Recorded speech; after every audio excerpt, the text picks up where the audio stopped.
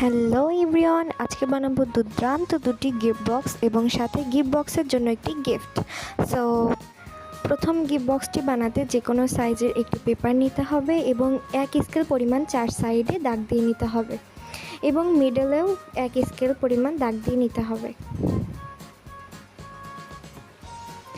এরপর চার সাইডে দাগ দেওয়ার জায়গাগুলো কেটে নিতে হবে, আমি যেভাবে কাটছি। কেটে নেওয়া শেষ। এবার প্রত্যেকটাকে ফোল্ড করে নিতে হবে।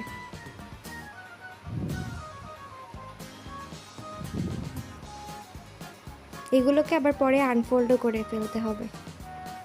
এরপর মাঝখানেরটা ফোল্ড করে নিচ্ছে।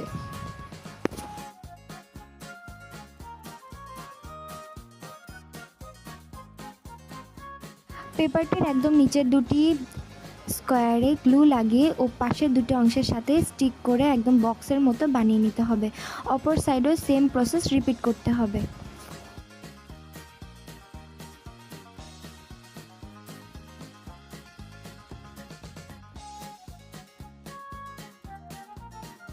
মিডলে যেই স্কোয়ার দুটি অবশিষ্ট রয়েছে সেগুলোতেও ফেভিকল অর্থাৎ গ্লু লাগিয়ে যে কোনো পাশের বক্সের সাথে এভাবে স্টিক করতে হবে। আমি নিচের দিকটার সাথে করেছি। এতে করে নিচে একটি বক্স এবং ওপরে ঢাকনা তৈরি হয়ে যাবে। প্রথম বক্স তৈরি। এরপর আপনারা চাইলে যেভাবে ইচ্ছা সেভাবে সাজিয়ে নিতে পারেন। আমি এটাকে রিবন দিয়ে বো টাই করে নিচ্ছি। তৈরি হয়ে গেল আমার ফার্স্ট গিফট বক্স। এবার সেকেন্ড ওয়ান। এইটাকে বানানো অনেক ইজি এবং সেম সাইজের একটি পেপার নিচ্ছি এবং আমি যেভাবে ফোল্ড করছি ঠিক সেভাবে ফোল্ড করে নিতে হবে। গ্লু দিয়ে স্টিক করতে হবে। এরপর নিচের অংশটা ফোল্ড করে গ্লু দিয়ে স্টিক করতে হবে। এটা একদম পেপারের এক প্যাকেটের মতো হবে।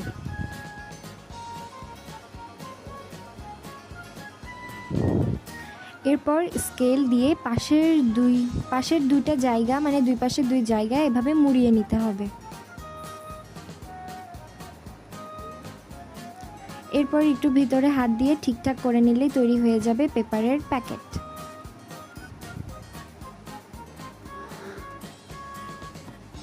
এরপর যে কোনো একটি গিফট এর ভেতরে রেখে দিবেন।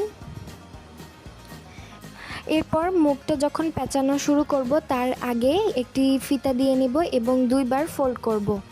ফোল্ড করা অংশটি নিচে আমি এই দুই পাশে কাট করব এবং মুড়িয়ে ফিতা দুটি বেঁধে দিলেই কলারের মতো অংশ তৈরি হবে। শার্টের কলার তৈরি হয়ে গেল আমার সেকেন্ড গিফট বক্স। তো কেমন লাগলো অবশ্যই জানাবেন।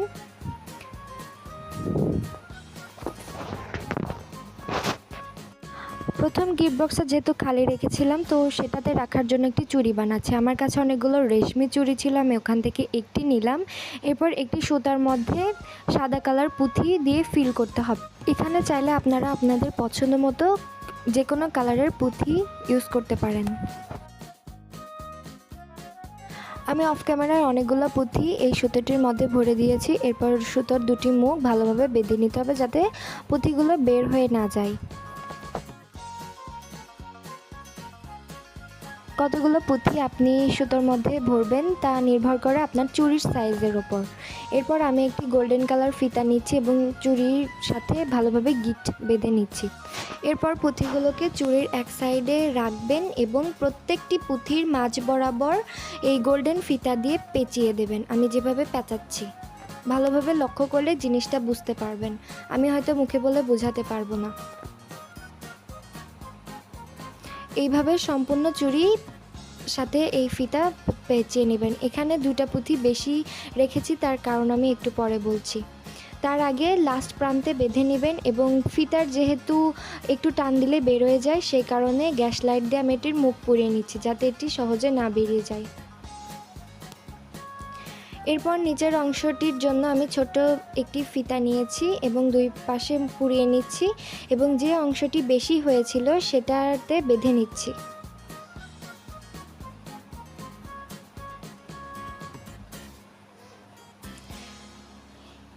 এরপর ফিতার যে দুটি মুখ এই দুটি মুখে আমি দুটি সাদা পুঁথি ভরে দিয়েছি। তৈরি হয়ে গেল আমার ডিজাইনার একটি চুড়ি। তো আমি ভাবলাম এটার একটি সেটই তৈরি করি। সো আমি এরকম দুটি বানিয়েছি, একটিতে এরকম নিচে ফিতা দিয়ে একটিতে দিয়েছি এবং মাঝখানে নর্মাল চুড়ি রেখে তৈরি করেছি একটি চুড়ির জোড়া। তো কেমন হলো অবশ্যই কমেন্ট করবেন। সো আমি এটাকে প্রথম গিফট বক্সের মধ্যে ভরে দিব।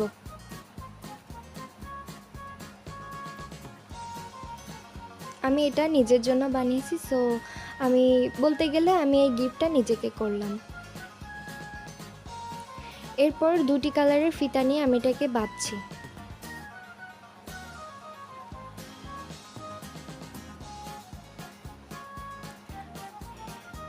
এরকম সময় হাতে নিয়ে বানিয়ে ফেলুন নিজের জন্য একটি আকর্ষণীয় gift. Like, share and subscribe to my channel and wait for next video.